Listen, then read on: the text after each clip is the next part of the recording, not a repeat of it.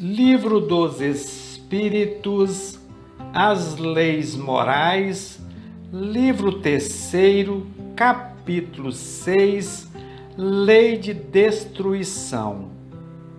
Homicídio. Questão 746. O homicídio é um crime aos olhos de Deus? Sim, um grande crime, porque aquele que tira a vida do seu semelhante corta uma vida de expiação ou de missão, e aí está o mal. Questão 747. O homicídio tem sempre o mesmo grau de culpabilidade? Já o dissemos, Deus é justo, julga a intenção mais do que o fato. Questão 748.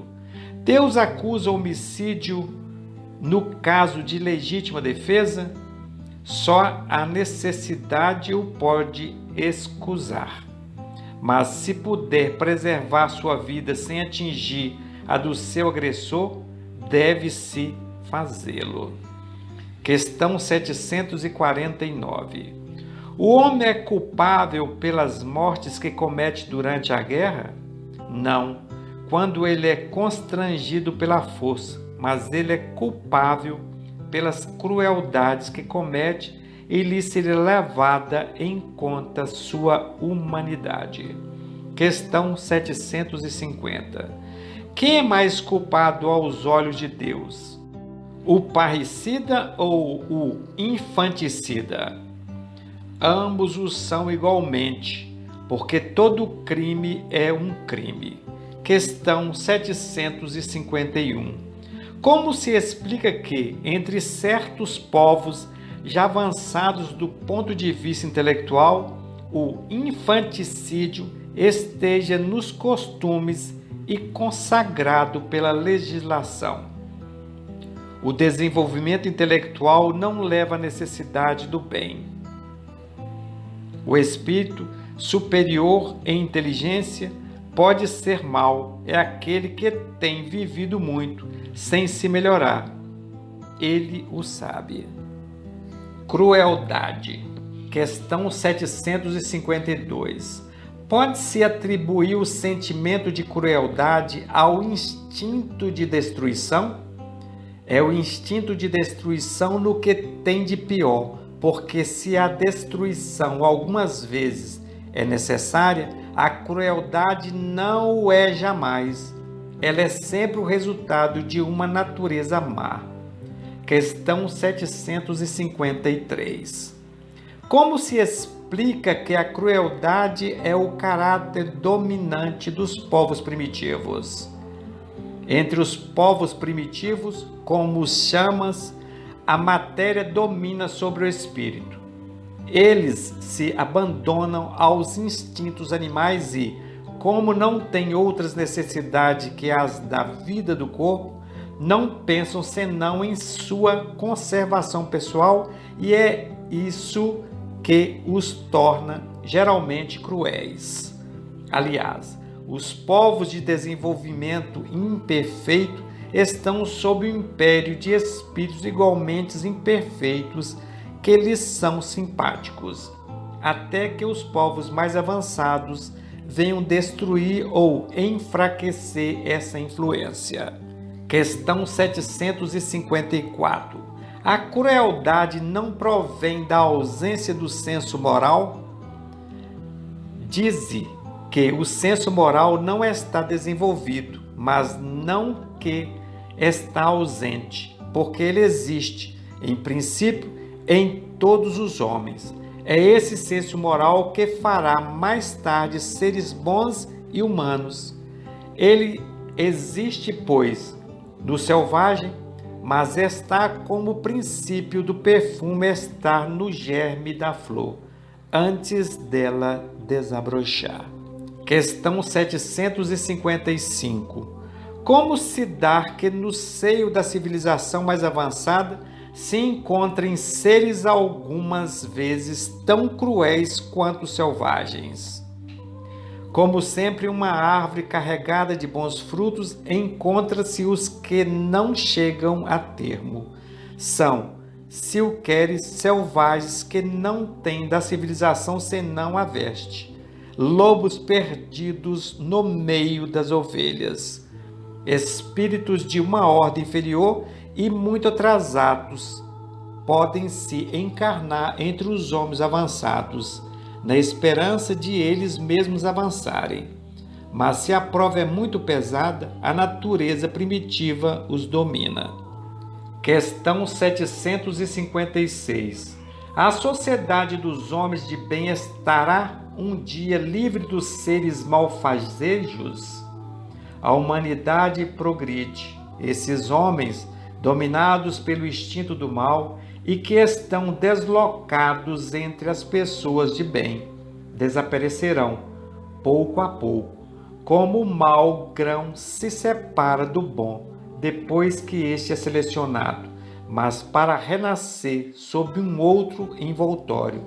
E como terão mais experiência, compreenderão melhor o bem e o mal. Tens um exemplo disso nas plantas e nos animais que o homem encontrou meios de aperfeiçoar e nos quais ele desenvolve qualidades novas. Pois bem, é somente depois de várias gerações que o aperfeiçoamento se torna completo. É a imagem das diferentes existências do homem. Duelo. Questão 757. O duelo pode ser considerado como um caso de legítima defesa? Não. É um homicídio e um hábito absurdo, digno de bárbaros. Com uma civilização mais avançada e mais moral, o homem compreenderá que o duelo não é tão ridículo como os combates que se consideram outrora como o juízo de Deus. Questão 758. O duelo pode ser considerado como homicídio da parte daquele que, conhecendo sua própria fraqueza, está mais ou menos seguro de sucumbir? É um suicídio. E quando as chances são iguais, é um homicídio ou um suicídio? É um e outro. Questão 759. Qual é o valor daquilo que se chama o ponto de honra em matérias de duelo? O orgulho e a vaidade, duas chagas da humanidade. Mas não há caso em que a honra se encontre verdadeiramente empenhada e em que um recuo seria uma covardia? Isso depende dos costumes e dos usos. Cada país e cada século tem aí um modo de ver diferente. Quando os homens forem melhores e mais avançados em moral, eles compreenderão o verdadeiro ponto de honra está acima das paixões terrestres e que não é matando ou se fazendo matar que se repara o erro. Pena de morte. Questão 760. A pena de morte desaparecerá um dia da legislação humana? A pena de morte desaparecerá incontestavelmente e sua supressão marcará um progresso na humanidade. Quando os homens estiverem mais esclarecidos, a pena de morte será completamente abolida sobre a terra. Os homens não terão mais necessidade de serem julgados pelos homens. Falo de um tempo que está ainda muito distante de vós. Questão 761. A lei de conservação dá ao homem o direito de preservar sua própria vida. Não usa ele desse direito quando suprime da sociedade um membro perigoso? Há outros meios de se preservar do perigo senão o de matar. Aliás, é preciso abrir ao criminoso a porta do arrependimento e não fechá-la. Questão 762. Se a pena de morte pode ser banida das sociedades civilizadas, não foi ela uma necessidade nas épocas menos avançadas? Necessidade não é a palavra. O homem crê sempre uma coisa necessária quando ele não encontra nada melhor. À medida que se esclarece, compreende melhor o que é justo ou injusto e repudia os excessos cometidos, os tempos de ignorância em nome da justiça. Questão 763. A restrição dos casos em que se aplica a pena de morte é um índice de progresso na civilização? Podes disso duvidar? Teu espírito não se revolta lendo a narrativa das carnificinas humanas que se faziam outrora em nome da justiça e, frequentemente, em honra da divindade? Das torturas que se fazia o condenado suportar e mesmo o acusado para lhe arrancar, pelo excesso de sofrimento, a confissão de um crime que frequentemente ele não tinha cometido?